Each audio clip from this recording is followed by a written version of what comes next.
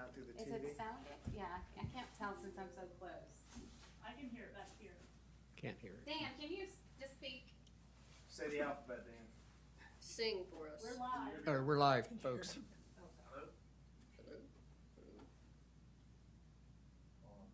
Hello? Yes, we can hear you, yeah. Dan. Hold on a sec. Okay. It is not. Let's do this. Cool. Good start. Yeah. Yeah. All right, good morning. It's 10:30, Friday, February 22nd, Beach Preservation Ad Hoc Committee. I'd like to call the meeting to order and acknowledge that the press and public have been duly notified of this meeting in accordance with the Freedom of Information Act. Today, we'll have a discussion of the State Beach Management Act and OCRM regulations with Matt Slagle. Matt, thank you for joining us. Appreciate you doing that. Matt is the manager of the Beachfront Management Section, Office of Ocean and Coastal Resource Management. We've got Steve Trainum with us, our coastal engineer that's been with us on numerous occasions. So we've got Dan is the only one on phone. Is that right? Yes, sir. And then we're ready to rock. So who wants to kick us off? Well, I mean, we have Matt Slagle. I think we would ask him if there is any particular questions about the Beachfront Management Act, and or if they're jurisdictional authority over beaches. I know there's been some questions about that. Is that how you would like for just have him and available for questions? Yeah, or Matt, if there's just any opening comments you'd like to make, or then we can just let the committee ask questions if you're okay with that. Yeah, I think questions is probably the best way. I don't have anything prepared. Okay, Or, yeah. Opening statements No, or anything like that. Yeah, I'm just happy to be here though. Happy to help, clarify any sort of questions there may be about the Beachfront Management Act Okay. and the associated regulations. Yeah, and I know you've been dealing with our staff and Stephen on not even a daily basis, an hourly basis. So thank you for your help over the week. So I'll just let the committee, if there are questions or clarifications or future directions or whatever's happening at OCRM.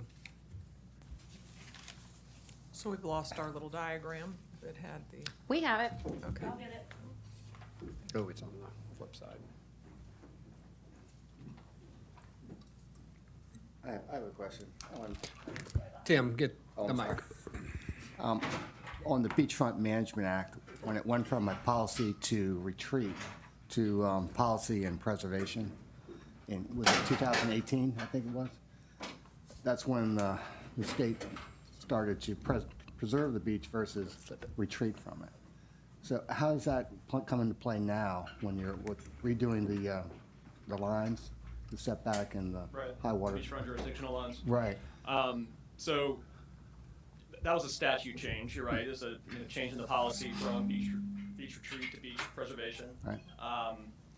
And over the last, pretty much the entire year of 2023, so last year there was a stakeholder work group that we engaged with diverse backgrounds and interests to look at that very question. So what does that change from retreat to beach preservation mean for the state?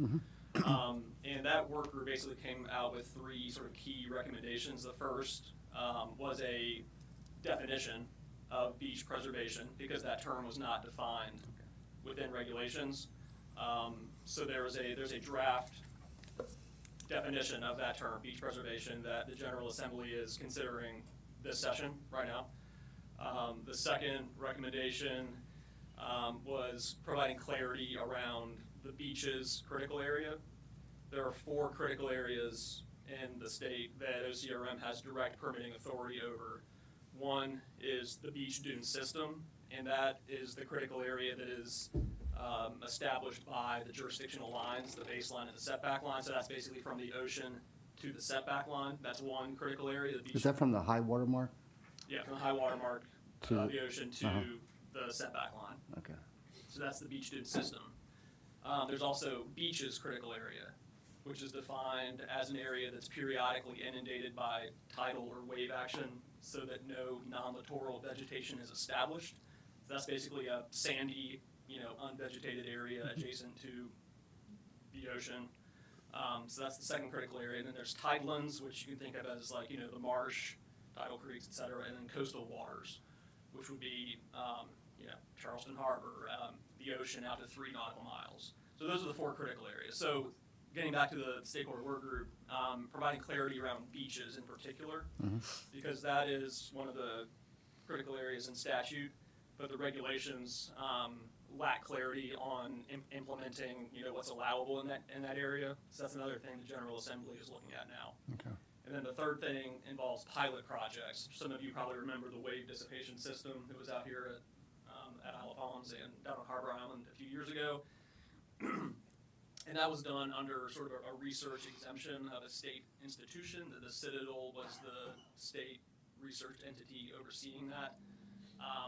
So what the recommendation is now that's being considered is providing a more clear permitting pathway for those types of activities, pilot projects, such that there's, public notice, the opportunity for public review, just a more sort of standard permitting process as opposed to just a researcher wanting to do something and then there not being a lot of sort of guidelines surrounding that.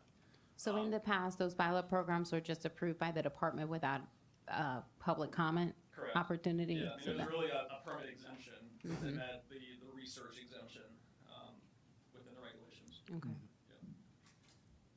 So that was sort of a long answer to the question of retreat to beach preservation, but I just wanted to provide that information about that stakeholder work group that we were working with and the fact that the legislature right now is actively working on that and reviewing those recommendations for potential regulation changes. Are they looking into any kind of like a maintenance program, like every 4 years, every 5 years, that they re-nourish the beach? Because it seems it's a reoccurring thing. It's not a secret. Beaches are eroding. And it seems like we have to jump through hoops every time we need to go through re-nourishment. Tim, again, just get on the mic. Sorry. Thank you. That's all right. Every time we want to re-nourish the beach, we have to go through the permitting process and find the sand and all that. Isn't there something a little more streamlined we could put in place that we know every 5 years, every 7 years, we're going to have to re-nourish the beach? I agree with you that it's, I think that the term beach re-nourishment is important. It's not just beach nourishment. You do have to Right. do it, sort of like once you complete one project, it's almost like you have to plan for the next one. Right. There are 50-year federal projects, like think the Myrtle Beach area, Folly Beach. Those are, Army Corps projects where there is that long-term commitment from the federal government to contribute, federal resources to those projects. But for non-federal projects like here, like at Hilton Head, Pawleys Island, other places, it's handled on a 5-year permit basis. So a major critical area permit that OCRM issues is valid for 5 years. And the Corps of Engineers, when it's a non-federal project, they issue their own individual permit to the municipality to do that work. But there's no, like I said, our permits are good for 5 years, and that's in regulation. Currently there's no opportunity to have sort of a longer duration open permit. Right. So it does sort of have to be handled on that project by project. Well, I was thinking more of like a scheduled re-nourishment, that we can schedule it during the off-season, so it would have less impact on, like now, our beach is going to have a project going on in the spring and early summer, and that's, our time when we shine out here with, rentals and so forth. Right. So if we could get on the schedule and say do it in the winter months when it's less impact, Right. that would, would just help out all along, everywhere. Yeah, the off-season is, that's preferable from a species point of view too, from nesting sea turtles Okay. in particular. I mean, it's certainly preferable to do big beach projects during the time when there's neither as many turtles or people. Right, So, right, yeah. right. Well, and this one, Tim, I mean, this is an Army Corps special project. I mean, when we're Right. controlling the beach renourishment, and we're in complete control of timing from that standpoint. Okay. Yeah, it wouldn't be OCRM's Right. purview as to when we do it. I think it would be the city. Oh, okay. It's whoever is doing the work, and typically it's the city. In this situation, it's the Army Corps, but I think OCRM is happy for us to do it once it's permitted in either season.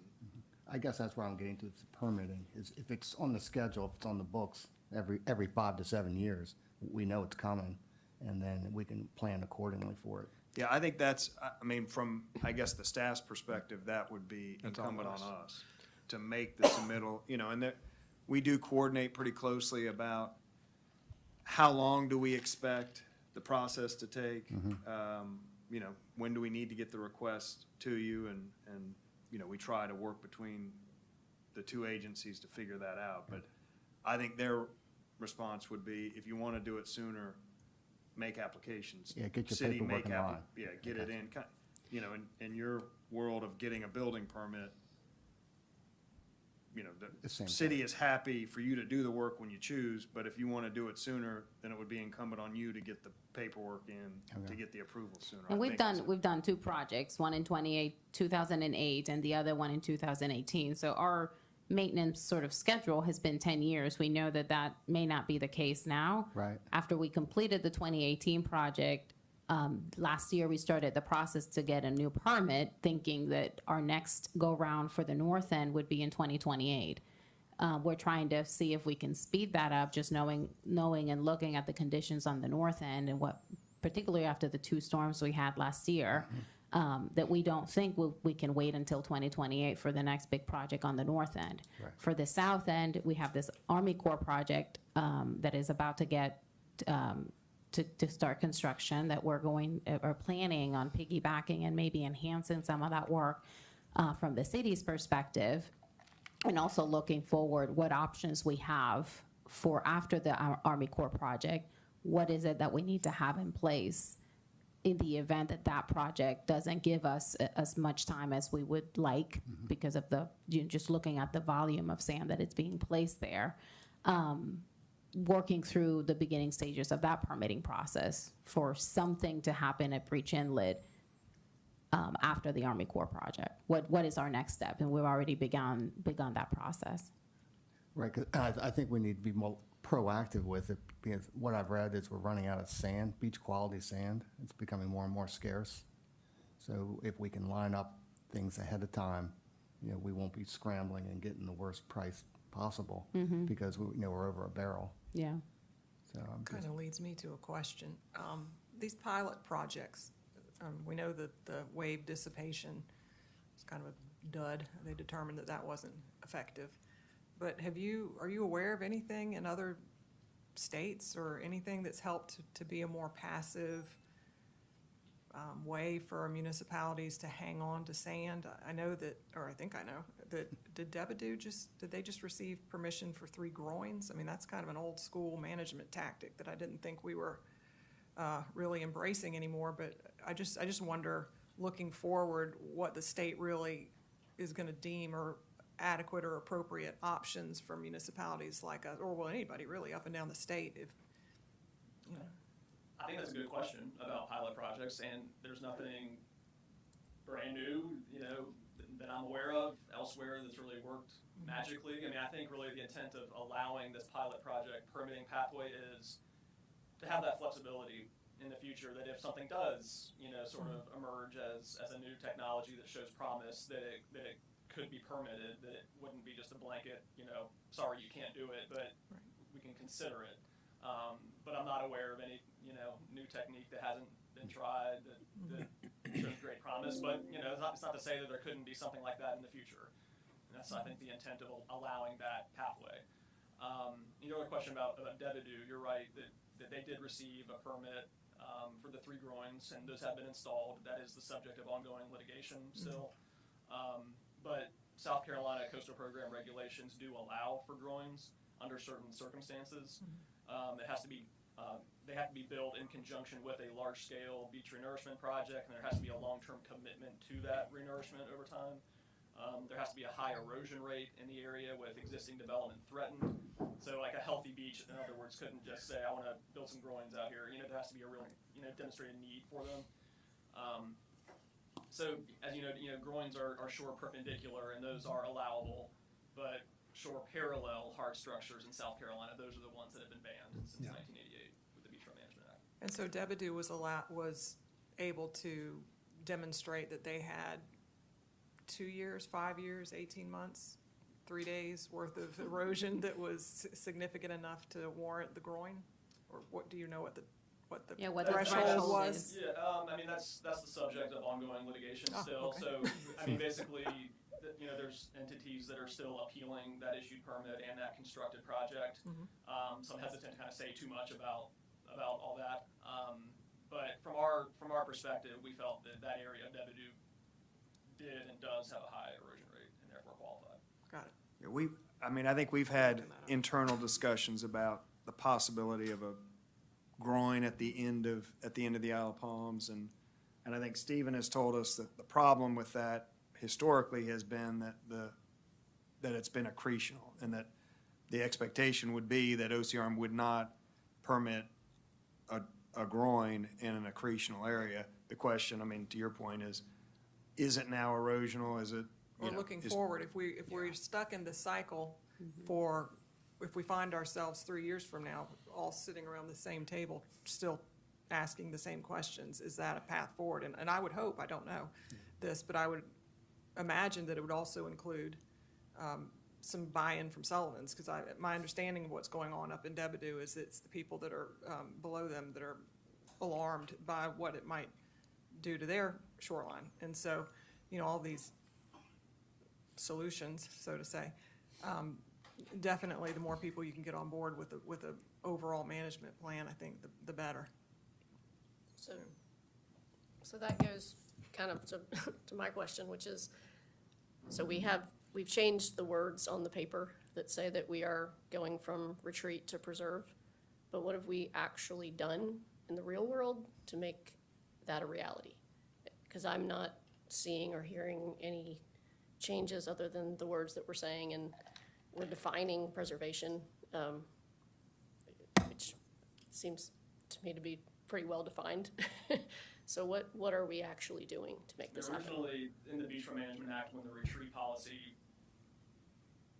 was enacted back in 1988, I mean, it envisioned a active retreat, relocation of structures landward of that jurisdiction that was established by the act.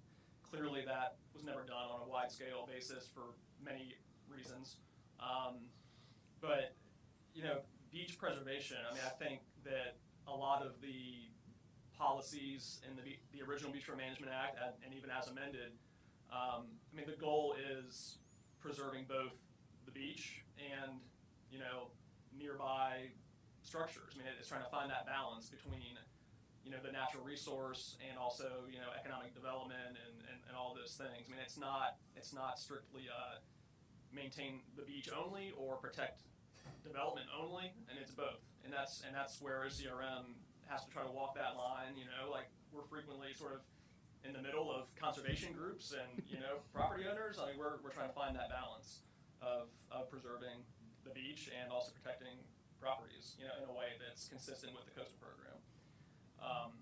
And again, that stakeholder work group that I mentioned earlier, I mean, that was sort of what they were looking at, is like, what is beach preservation? Like, what is this term that we're trying to define, and therefore promote activities towards that goal of beach preservation? And that's for the legislature now. And Matt, to your comment about the legislature, I mean, do you see that happening this year? Or, because, I mean, they're knee-deep in budget and everything else. I mean, is that high on somebody's priority list? Because that sounds like the first step, kind of to Katie's question. It's hard to say. I mean, there has been a Senate subcommittee hearing on the regulation package. I just saw this morning that there's now a scheduled House subcommittee meeting on it in 2 weeks. So a little movement. Yeah, there's a little bit of movement. I mean, there's interest. You know, I think the legislature wants to kind of learn more and maybe make a few modifications to what has been proposed. But I do think that there's some movement. Okay. Yeah. Go ahead, Desiree. I just had a question on, obviously, what we all grapple with is funding, is having enough funding to be able to effectuate a consistent beach preservation, beach nourishment, renourishment project. What role does the agency play in advocating for funding from the state level to support these preservation efforts? So when there's state funding set aside by the legislature, that funding goes through PRT, South Carolina Parks, Recreation, and Tourism. In the not too distant past, that money used to go through OCRM to be sort of distributed to different communities, but it was viewed as being sort of a conflict of interest, since we're the regulatory entity reviewing permit applications, that it didn't make a lot of sense for us to, you know, fund and permit, and that's why PRT sort of took the funding piece. From an advocacy point of view, you know, I mean, we work with the beach advocates, as you all do, to try to beat that drum of beach nourishment is important. It's one of the, you know, major tools that we do have to combat erosion. It's one of the few tools that does both, protecting the beach and, you know, the benefits of it in terms of natural resources, aesthetics, tourism, but also, you know, storm protection of adjacent development. You know, I mean, it is one of the preferred policies as, you know, stated in the Beachfront Management Act. You know, we're not allowed to lobby or anything like that, you know, at the legislature, but we work, you know, with beach advocates and others to try to just, you know, promote beach nourishment, you know, as much as we can. And Matt, let me ask you, this is probably a two-piece question, but kind of back to this proactive stance, and Stephen, we may need you for this. I mean, if thinking about the south end of the island, the breach inlet end, and how it has been accretional over the years, I mean, if Stephen would have come to us 3 years ago and said, we need to get a permit in hand because we're going to need to do a beach renourishment on this breach inlet end, I mean, we would have fired Stephen. I mean, you know, essentially, I mean, because I hear this proactiveness, but this end of the island just changed in a year and a half. And I don't know how you'd be proactive. I mean, what's the agency's view of a municipality grabbing a permit every 5 years and just holding it? Because I know they're good for 5 and I think renewable for 5, right? I mean, is that frowned upon, looked okay? Do you really just need us to come to you when it's an emergency? Not emergency, but you know what I'm saying? I do. And then Stephen, yeah, you I can. mean, I don't think we view, you know, so like the 2018 renourishment project of the Wild Dunes. I mean, that kind of was an emergency too at that time, right? Yeah. But there's no problem from our perspective with, you know, applying for a permit and having that in hand, and then if you don't act on it until the 4th year of that 5-year window, you know, that's fine. You know, these types of applications are reviewed also by other state and federal resource agencies. So U.S. Fish and Wildlife Service, NOAA's National Marine Fisheries Service, the State Department of Natural Resources, and others. So I mean, those entities are the experts on, you know, shorebirds, sea turtles, other sort of species concerns. And we take information that they give to us in terms of comments on applications, and we consider all that information as well as we make a permit decision. But as long as, you know, a huge renourishment's not being done, like, you know, every year in the same area, sort of impacting the same stretch of beach, like, over and over and over in quick succession, I mean, I don't think even the resource agencies, you know, have a huge problem with, you know, I don't want to speak for them, I guess, but, you know what I mean, having a permit that's implemented every 5, 6, 7 years or something. Gotcha. And I guess the mayor's point in question, if you took, for instance, the middle of our island where it is, we can see it's getting bigger and bigger. So that's obviously accretional. If we were to apply for a permit, again, we might fire the scientists that suggest we might do it, but to add sand to an area that's accretional, you think that permit would be approved by all the? Just for beach nourishment, not growing too? Yeah, we just wanted to add sand. No, there's no indication it's in trouble. It's getting bigger, There's nothing, you know, in the Beachfront Management Act or the regulations say anything about it needs to demonstrating a be need for beach nourishment. Okay. You've just jinxed us, Douglas. I could feel it coming on, or leaving, I guess I should say. Yeah, so I guess, Stephen, to kind of this whole proactive conversation, I mean, other than just having a permit in hand, you know, and being ready to act when you want to, then you're back to a funding conversation for sure. I mean, I just struggle with how you can be proactive with tide flow and Mother Nature and the changes. I mean. Yeah, I think it's important to be, and I think we were trying to do that with this the past couple of years. So we did our first project in 2008, and that was an emergency situation. We were brought in, I think, in July of 2007 and had the project starting in March of 2008, which is by far the quickest turnaround on any beach project that I've been a part of. So that was a critical first time, and then at that point the city established a regular monitoring plan, established the beach preservation fee. To all that I would consider being kind of proactive in let's measure our beach and also set aside funding. But again, that was just post 2008. That was post 2008. In 12 and in 2014, we also had some isolated erosion hotspots occurring at Ocean Club, and then in 2014, it was around the Beechwood area. And that's when we did the shoal management projects to buy time until the next big project. Because one concern is, and it's kind of the situation up there today, is you have about 1,000-foot stretch of beach that's pretty eroded up there, but the majority of the wild dune shoreline is in pretty good condition. You've got several hundred feet of beach, or you've got, primary dunes and dry sand out in front of it. So do you need to spend, $15 million for a large-scale project when it's really an isolated erosion area? So that's why we're kind of recommending this shoal management interim project, where we can move some sand around if it's available, but you are dependent on Mother Nature providing areas that are accretional enough that you can borrow some sand from and recycle it. But in the 2018 project, we actually did kind of at the last minute include the potential to fill the area around the south end, because we experienced some erosion with Hurricanes Matthew and Irma in 2016, 2017. Fortunately, the area accreted again naturally, which we thought would happen based off the history.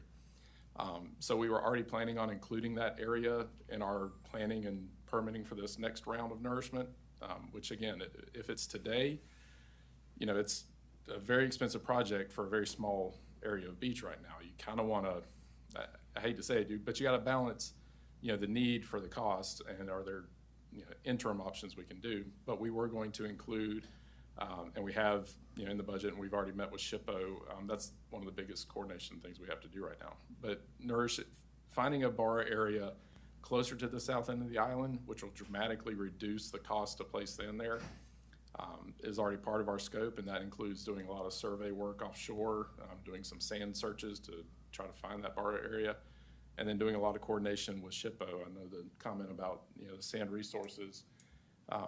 That's very true in some places, like Florida and some other communities have just lack of sand offshore for nourishment. Fortunately, y'all have more sand available. That doesn't mean it's endless, and it's patchy out there. But you have this Second Stone Fleet historical area that we're having to work around.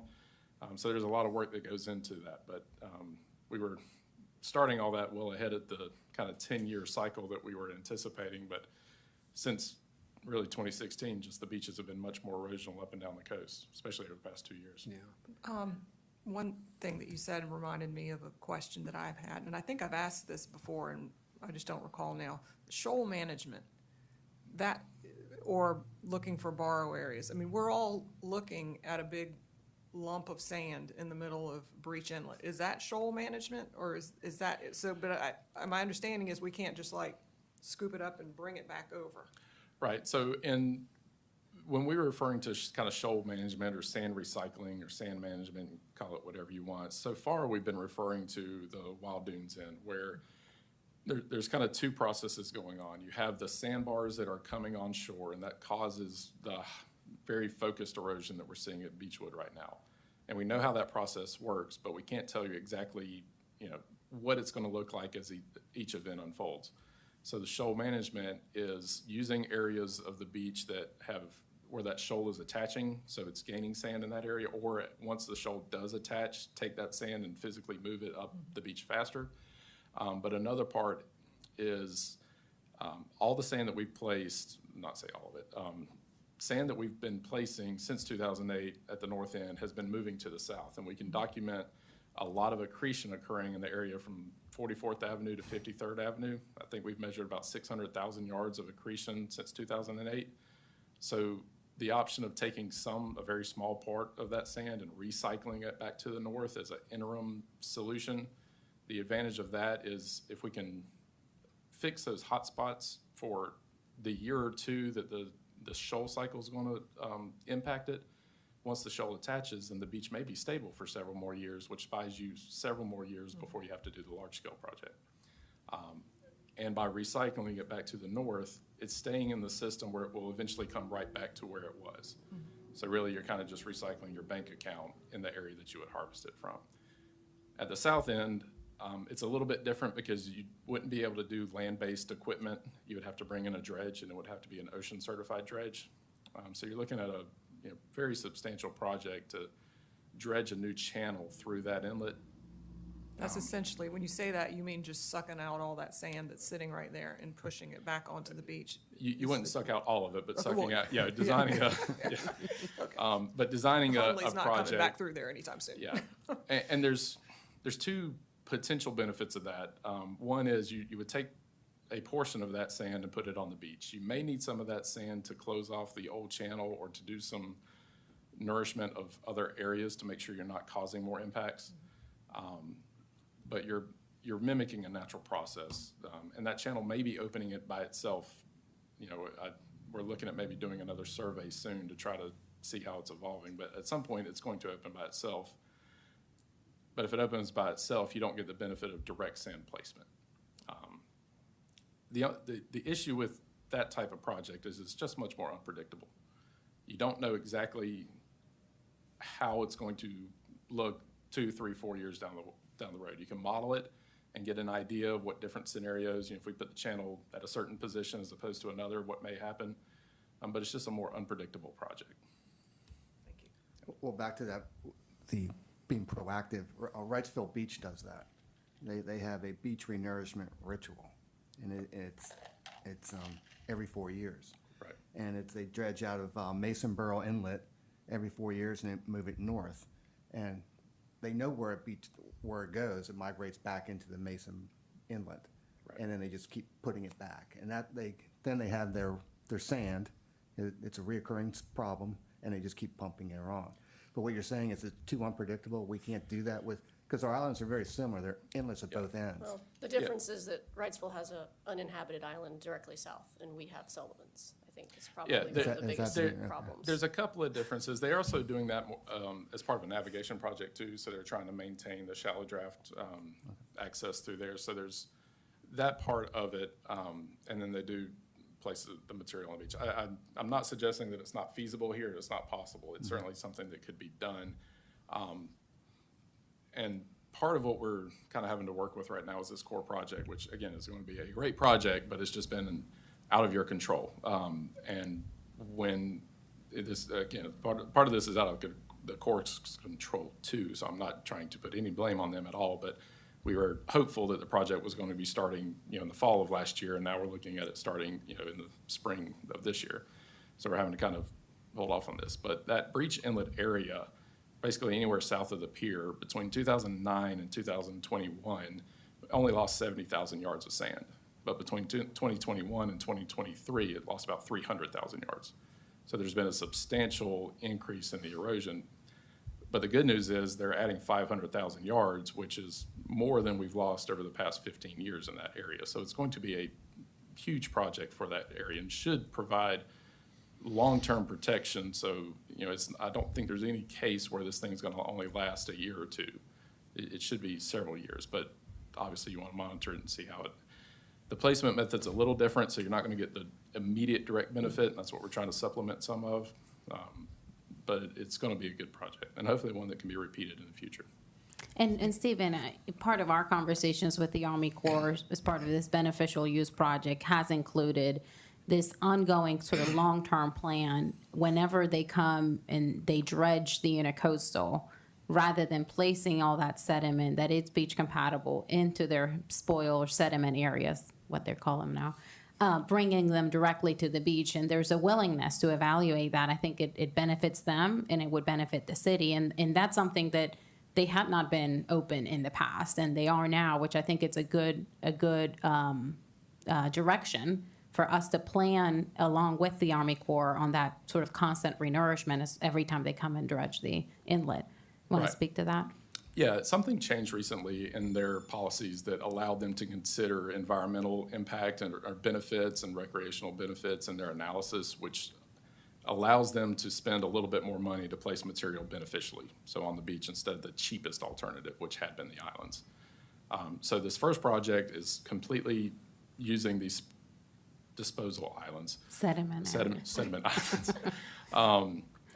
But future projects would be their typical dredging the channel, and any areas that have that beach-compatible material in the channel would come directly to the beach. The areas that had too much silt or mud would go to those sediment islands. So is that what they're doing in Wrightsville? I mean, it sounds like kind of a carbon copy of what Tim was referencing Wrightsville Beach. That's gotta be a Army Corps It project. is, it's run by the Army Corps of Engineers. So is that, sounds Yeah, like very, it's very kind of. similar, yeah, but the they are same. actually dredging kind of out the inlet towards the ocean, not, I think part of the waterway too, but actually Yes. out into the They inlet. also have Okay. jetties on either side of the inlet, so Yeah. it's a, So kind of more that akin to Wrightsville Beach Charleston inlet Harbor. is The- very Different. that I mean, bit. it's navigable, significantly, right? I mean, it's yes. not- It's a very used, very, it's got huge jetties that go way out on either side.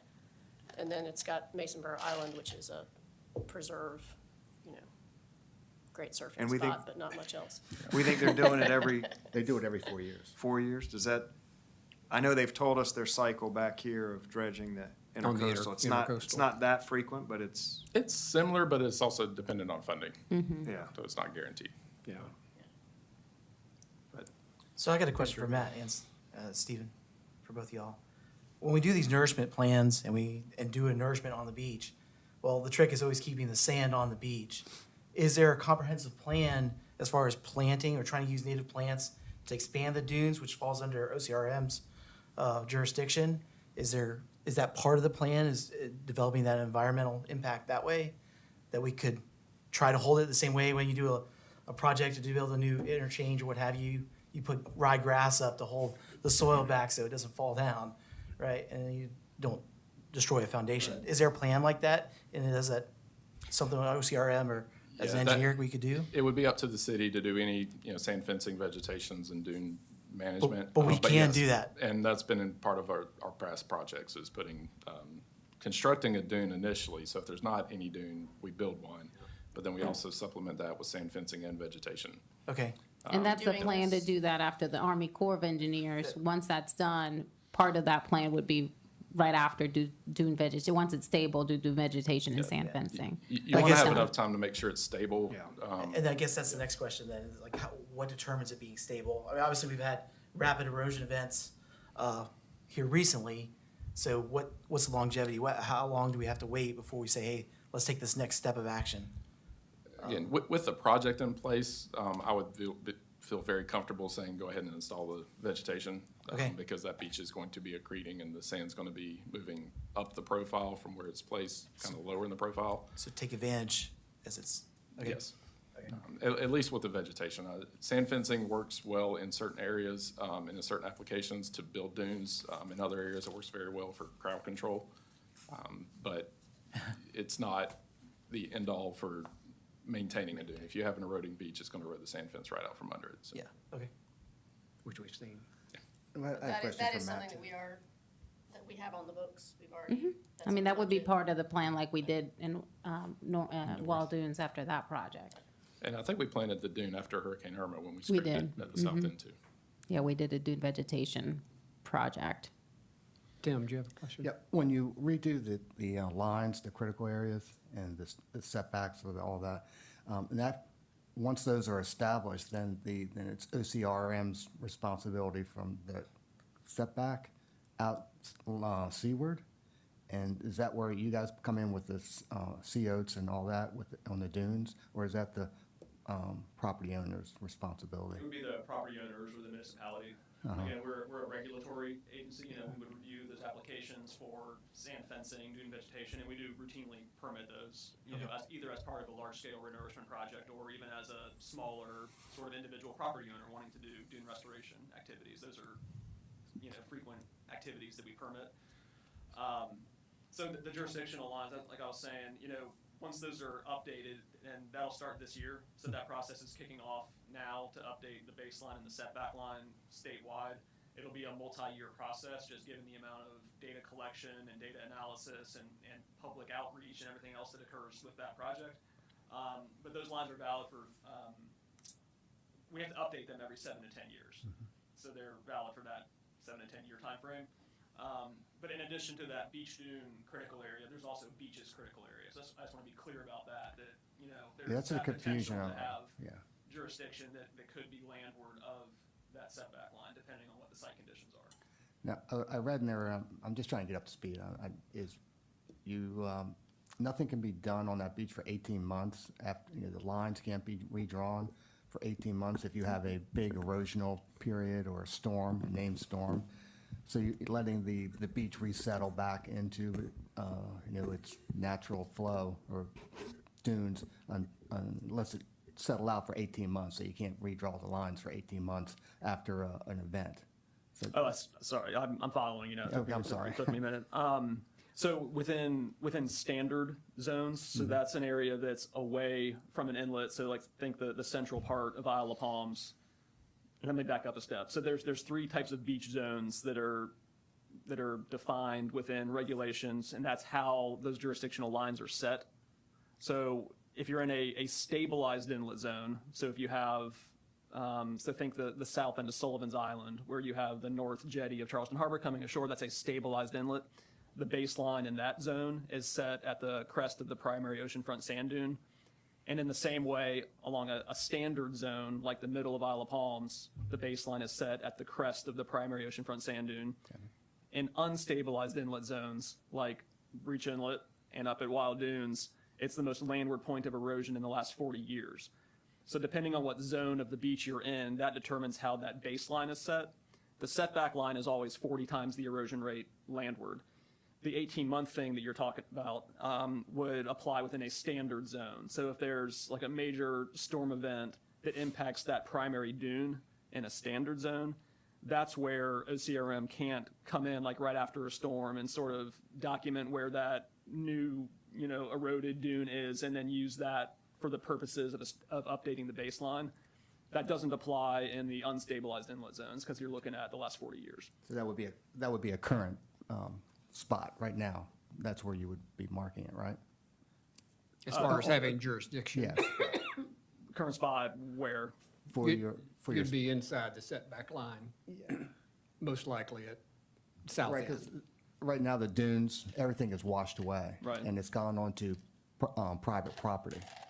So you'll be marking it at that point, is what you're saying. We'll be looking, once we start that process, we'll be looking at a 40-year window of information to make that determination. Okay. Yeah. Which will include this current cycle that we're in. Yes. Yeah. Hey, Dan, don't want to exclude you. Anything you want to jump in here with? No, it's hard not being there, but I'm listening to everything, and nothing at this point has been very informative. Thank you, though. Yep, sure, Dan. So, I think we were kind of, you touched a little bit on this. Could you talk a little bit to the active beach, or I think you were, the beaches critical area? Is that the same? Am I saying the same thing, or are those different things? Those are two different terms. They're Okay. both defined in statute. They are different. Okay. Yeah, so what is the beaches difference? beaches is one of the 4 defined critical areas where OCRM has direct permitting jurisdiction. Active beach is just another term that really comes into play when evaluating other types of permit activities like houses seaward of the baseline. There's language about those houses not being constructed on active beach, and if they ever become located on the active beach, they must be removed. But active beach is not one of the 4 critical areas, Okay. but beaches is. So the beaches, critical area, that's the one that can move on the baseline and setback line stay the same for 7 to 10 years. Correct. The beaches can move on a daily basis, on a week, like, how does that work? Correct, yes, the beach, the beach is critical area. From the beginning of this meeting to the end of this meeting? Yeah. Oh, got a new line. Right this moment. And I mean, so as a practical matter, how does that work? I mean, is there someone down there right now looking at it, or is it when something happens, or what? On a I practical mean, matter. today's kind of a gale warning, so is this a day that you'd be looking at it? I mean, it would depend on, so when some sort of proposed activity is to take place, when there's an application, a property owner says, hey, I want to do this. For every application that we receive, we do a site visit to, document site conditions and sort of evaluate to make sure that what's being proposed is, permissible according to the regulations. So it's not like we have staff out every day that there's, some wind to document where that beach's critical area is. But when someone proposes to do something, that's when we would evaluate the site. And essentially survey it and mark off where your jurisdiction is. Correct, yeah. And do you look, like, let's say I had a house there and I wanted to do something, would you look at just my property line, or would you look at, like, is it gonna be a line that goes just in front of my house, or do you take into consideration the houses around, or how, like? We would look both at the property in question as well as the general area, just to, get a feel for Okay. what the site conditions are. We wouldn't sort of have blinders on to what's happening on either side. When you're making those determinations as to where those jurisdictional lines are developed, are you looking for witness marks? I mean, since obviously someone's not out there watching and documenting where the water was every day and things like that, like how do you determine where the water was, how to set that line and that distance based off all the math that we have here from the ever-changing tides in the ocean? Yes, really, it comes down to the definition within the law for what beach's critical area is. Okay. And I'll recite that to you from, Right. it may not be exact word for word, but it's basically an area that is periodically inundated by tidal or wave action so that no non-littoral vegetation is established. That no non-littoral kind of double negative kind of sounds a little confusing, right? But so non-littoral vegetation would be like woody shrub type species that you don't typically find like growing right out on the beach. Like dune grasses are a littoral vegetation. Yes. So vegetation, to answer your question, that's really the primary sort of indicator of where beach's critical area begins and ends Okay. based on that definition. I'll ask for a little clarification on that. So if you have a dune field that has, 50 feet of sea oats, but then you have some myrtles behind it, is the line at the edge of the sea oats, if they're well established, or is the line at the woody myrtles? And I think in an area that has a healthy dune field like that, it's really that sand vegetation interface that we're looking at. So, if it's well-established dune, grasses, sea oats, American beach grass, whatever, it's likely that beach's critical area would also, end there. Sandspars and cactuses. We, got a lot of those. Yeah. I think the challenge for our municipality, it's probably maybe everybody's, are these unstabilized inlet zones. Is there a path forward to stabilize the inlet zones, or is it a matter of navigation and money? Or, how do you go from an unstabilized inlet to a stabilized inlet, other than adding groins or whatever you do? Or is that even an option?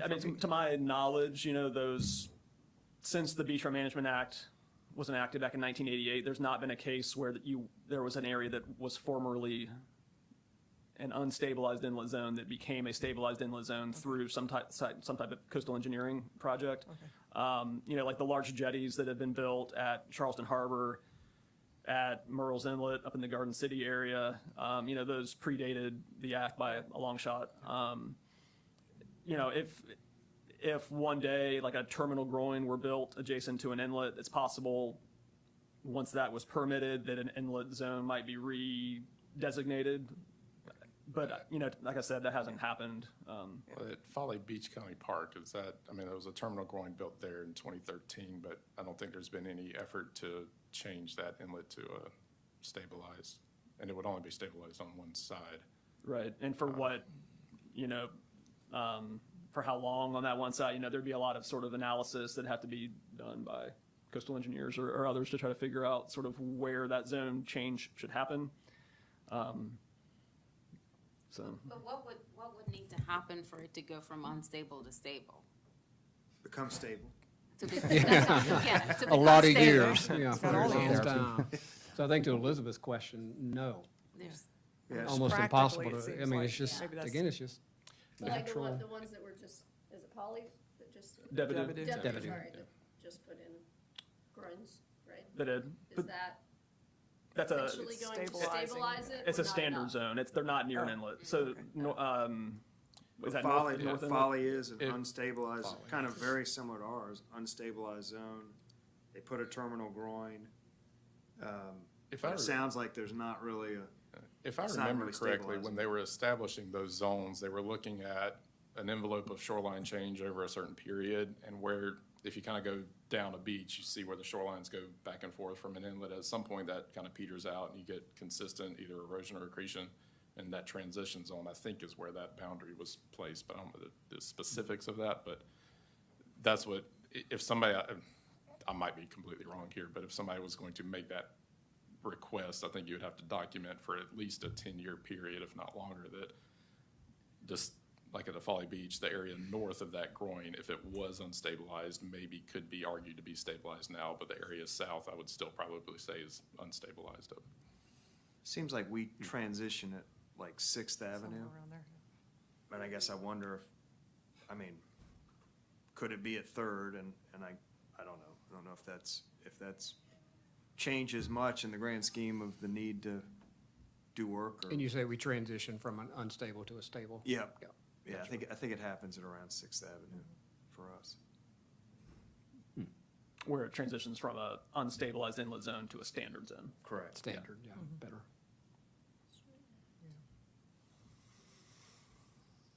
Do you feel from a funding standpoint that the coast is on, this is gonna be terrible, solid ground as far as, you know, I mean, just as I process all this or attempt to, you know, you see a state budget that's put a whopping $7 million in for an entire year for an entire coastline. That And, got kicked out yesterday, yeah, so, really? So $0 for, first round of budget. okay, so $0. And it's, you know, it's a challenge for local municipalities to come up with this money, and it's kind of, you know, we had a vote Tuesday to try and allow some relief for seawalls that, you know, are not really in the state's plan or our local plan or anything, because they're really, the alternatives are becoming fewer and fewer. We don't want, you know, kind of a debris field for a beach with homes. We struggle to find renourishment money. We don't have condemnation money. I mean, do you see any avenues for kind of stable funding that, or is anybody talking about it in your wheelhouse? Even out other states, any contacts, anything? I think everyone is talking about it and the need for it. I mean, I know that, you know, we've mentioned that Beach Advocates group. I mean, they're an organized entity that tries to kind of get all the municipalities and counties together to have a common voice, and they've been pushing for consistent funding for state renourishment for a long time. There is a state beach renourishment trust fund in statute, but the problem is that it's never funded. It's never consistently funded. And I'm not going to speak for the legislature, you know, but I know that there's a lot of needs in the state and a lot of competing interests, and like anything else, that plays out in that question as well. You know, state funding for renourishment or state funding for schools or, you know, issues in the upstate, you know what I mean? So it is a challenge that it's a challenge, you know, I understand that, finding the money to do these projects. I mean, particularly when you consider it's a state-owned asset. I mean, it's, you know, it's kind of like, it almost should be on the park schedule, like one would hope. I know that there's an attempt now to get some admissions tax money dumped in there, or maybe even, you know, I was looking at deed stamps, maybe a nickel of every deed stamp across the state, or I don't know, but they've got to figure something out here, because it's, you know, the alternative is not pretty. Well, or at the very least, I mean, the permitting process itself is costly, right?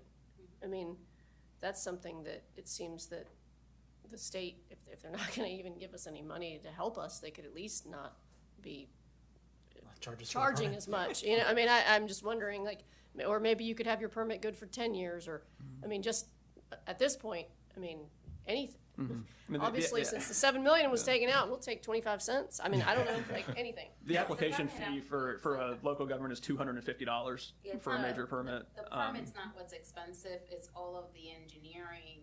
It's all of the engineering and the work that needs to happen. Because these permits are being reviewed by NOAA and you know, Fish and Wildlife and the Army Corps. You know, we have to coordinate around resources like the Second Stone Fleet. So that's what makes it permitting. But I guess maybe the takeaway would be, can these permits last for longer than 5 years, and maybe just require us to do one quick review on some very key components of that permit. That may be Something to reduce our costs. Yeah. correct. That Yeah, you to don't have to do Katie's it. point, we'll take anything. Yeah. With an extension of time, yeah, that's a good point. But Matt, you were very clear, $250 this year. So this end of the table is the other problem. Stephen. I gotta explain myself now. No, I will say I agree that, like, if in the perfect world, and this would also require changes from the the Corps, because the Corps is issuing permits too. So having permits that are good for multiple events over a 10-year period, I think is feasible. When you get further beyond that, too much stuff changes with policies and Endangered Species Act and things like that, that you'd have to basically redo things. And, you know, one of the biggest expenses in any of this is finding good sand. It's very expensive to go take the sand samples and to do all the coordination. You have to do magnetometer surveys, sub-bottom profiler surveys to show that there's no shipwrecks, there's no old Indian mounds out there, you know, a lot of things out there that you have to document. So there's a lot of, you know, direct field expenses that go along with that. But if you can find, you know, 10 million yards of sand out there that you know, okay, this is your borrow area for the next 20 years, okay, great, you've got that settled. Unfortunately, out here, there's not one big box of, hey, this is all great sand, you know, you're good. You have to kind of piece it around. You know, so that's a regulation change that, you know, for particular areas with certain conditions, that if you could have multiple of events for these large scale projects. But like we had piping plovers were listed in early 2000s. You had roofer red knots listed in 2015. So even we had a permit in hand, we had to go back and review that permit and actually give them some additional information once the red knots were listed, because of changes in the ESA. So it's not just like Desiree said, you kind of have to update things, but I think there are ways to, with a, you know, 10, 20, 30-year plan for beach, you know, restoration preservation, that you can try to reduce some of those soft costs. I think, Matt, just from your standpoint, or for your information, I think this committee wants to have the Army Corps here just to explore options, you know, have them take over the beach. But again, the control factor is certainly a piece of it. And they're fighting for federal dollars as opposed to state dollars. So it's not like that answers the question, you know, from a funding standpoint by any stretch. So, sorry to no, go ahead. But one of the big issues up there is that the Wild Dunes area won't be eligible for the That's federal correct. project. Yeah, a good chunk of it anyway, yeah. So let's kind of bring this one to a close. What's next for the committee? I know we've talked about, one of the funding mechanisms we also talked about was this beat tax district. I don't know if that's kind of a next step, just to bring in an attorney to have that conversation, just throwing it out. The Army Corps is not quite ready to come and have a conversation, I don't think. That's probably more late March timeframe would be my guess, that they may be ready to have some conversation. What else from the committee standpoint would we want to kind of next step? Or Stephen or Matt, if y'all have a suggestion, that'd be great too, but. We can, you know, we've talked about the county up in Dare County in North Carolina, and I think it would be They're beneficial to multi-county, yeah. hear the funding structure that they have put together the last So 10 maybe years. we start there, We yeah. can start there, and then how do we, from a legal perspective, what options do we have to mimic some of those local changes that they implemented to get some funding? I think that may be It's a good a good idea. next Yeah, step. to hear somebody with an applicable case. Correct. Yeah. And then understand how it could be applied to our situation and what options we have. Does that sound reasonable next step from a committee Yeah. standpoint? And he, she, they could be ready, we'll just see what their schedule looks like and plan on next Friday unless we hear something different. Back to 9 o'clock Yes, or 10, okay. Yes. yeah, today was, Yeah, my apologies for No, that's fine. the change. it all works. Dan, are you good with that kind of next step? Yeah, I am. It's a little bit of a doom and gloom, but I think we need to hear it to understand what the next step is and to figure it out. Yeah, And I'm good for next Friday also. okay. Yep. Next, Oh, yeah, I next looked at Friday's mine. not the day for me, but that's- Already March. Pay my credit card, but other than that, I'm available. I'll be organizing a fundraiser Friday. We'll see what, Times, For the anybody wants beach? to come. It's a beach renourishment fundraiser? yeah. For the elementary, for the Nickel here, elementary nickel school, there. it is on the beach. No, okay. So Desiree, y'all can talk to your Dare County, Sure. see what their schedule looks like, and we'll just schedule the next meeting. Matt and Stephen, thank you guys as always for Thank you very much. help. You're welcome. Appreciate it. There being no further business, there's a motion. Motion to dismiss?